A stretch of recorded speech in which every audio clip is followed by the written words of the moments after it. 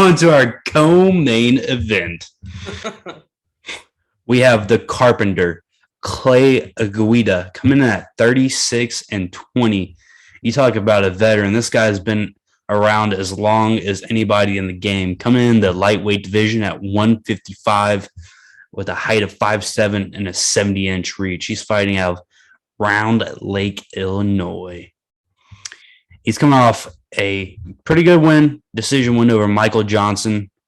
And then before that, he had a tough stretch where he lost to Bobby Green and Jim Miller in 2020 and 2019.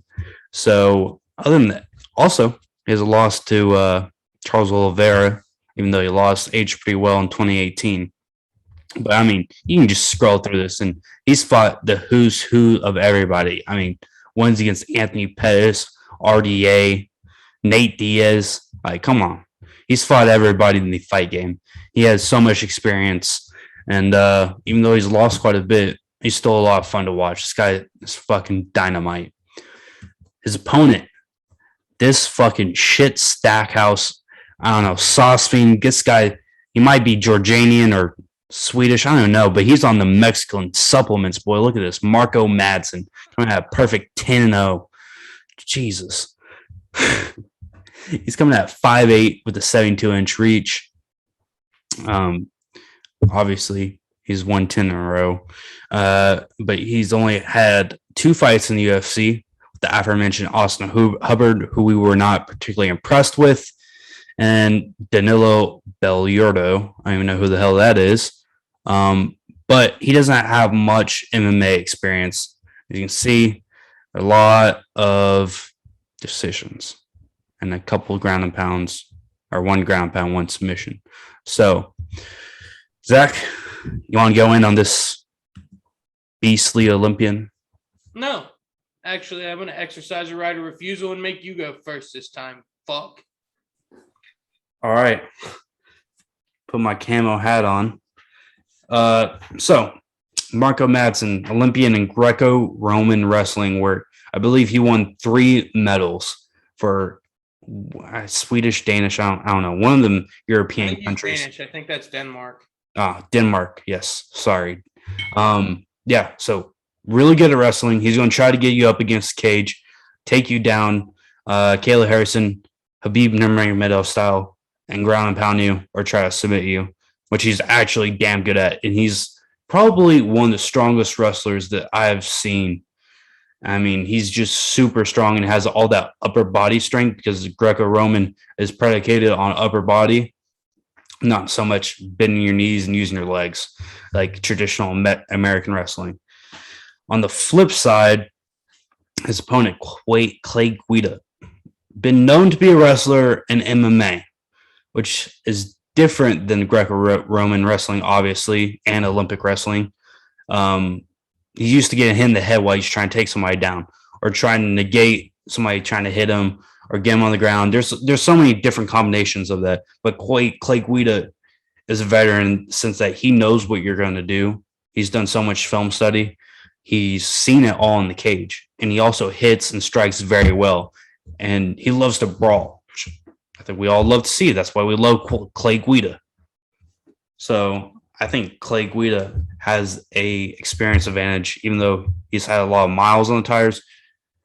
I think he knows what he's doing. Fucking milkshakes and motorcycles, baby. Clay Guida just wants to shake it up. He just wants to get in there and mix it up. That dude just, at this point, it is very clear that he just loves to fight. He really loves what he does. And, you know, I think I'm about to do something particularly unusual here, which is making me a little bit uncomfortable, especially when you see that picture of Marco Madsen and you're like, that dude has definitely been writing the Mexican supplement cabinet. Sorry, I was trying to do a little Brendan O'Reilly imitation. Shout out to Brendan, but that guy sucks. My Aussie, it's not there, mates. But regardless, you know, Marco Madsen looks fucking huge. That dude is in his peak testosterone years. He looks big as fuck. And when, you know, in the couple of instances we've seen him in the cage, He's only got what, like 10 professional fights, you said? But Two he in the looks UFC. he looks strong, man. He ragdolls dudes around. He tosses dudes around. But I just think there's something about Clay Guida that's just gonna be a little bit too much for him. And I don't mean in terms of strength. I don't mean either one of these guys to have a particularly strong wrestling advantage. But Clay Guida, having done this for so long, has fought a dude like this before.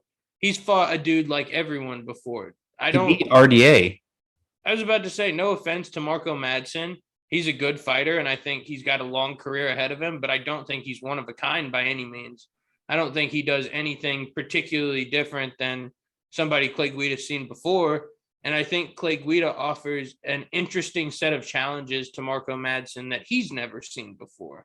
Like you said, I think the idea of MMA wrestling is going to come into play here really, I mean, effectively, just in terms of, I think Clay Guida, for once, is going to be the technically more well-rounded striker. He's probably not going to be the harder puncher by any means, but I think he's going to be the better striker just by a little bit.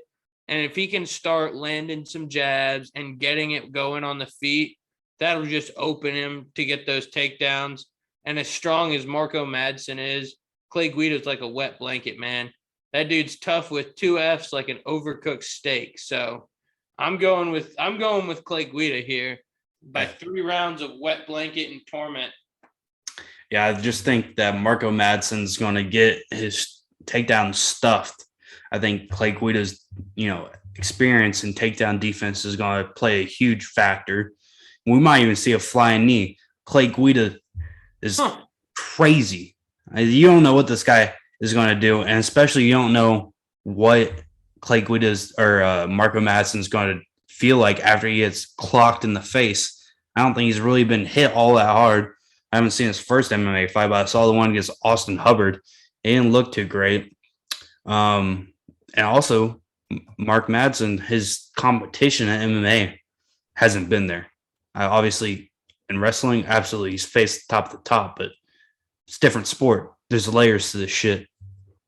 I was about to say, in Greco-Roman wrestling, kind of, you already said it, I think, but it's easy to use your hips and try to get up off your back and try to prevent being pinned and all that stuff until you start getting punched in the face, until your overextension of your joints leads you into a submission or something like that. It's a completely different game. I think Clay Guida could definitely get a submission.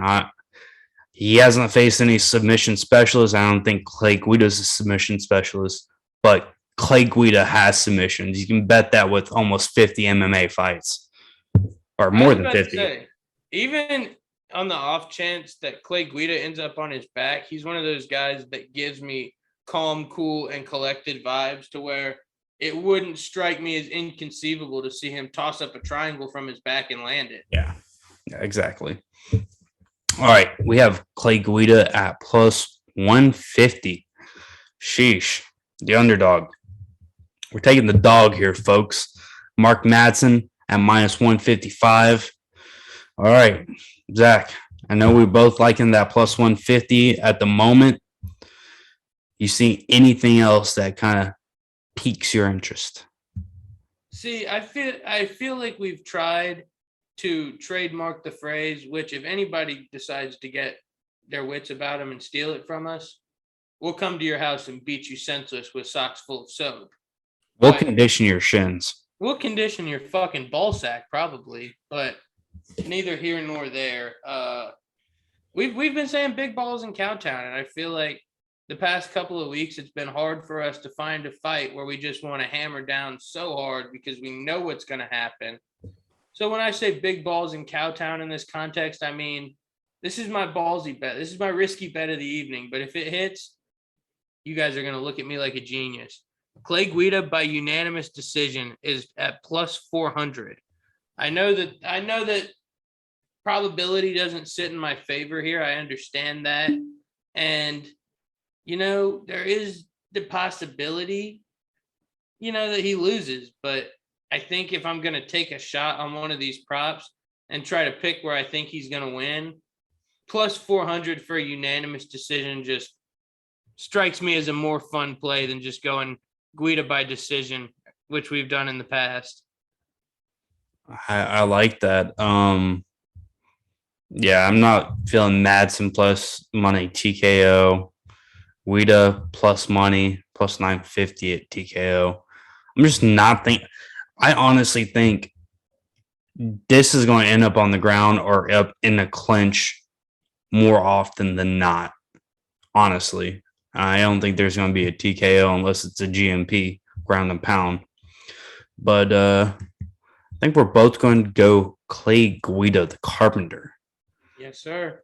Hardworking man, that man. Just like Jesus himself. Amen, brother. All right.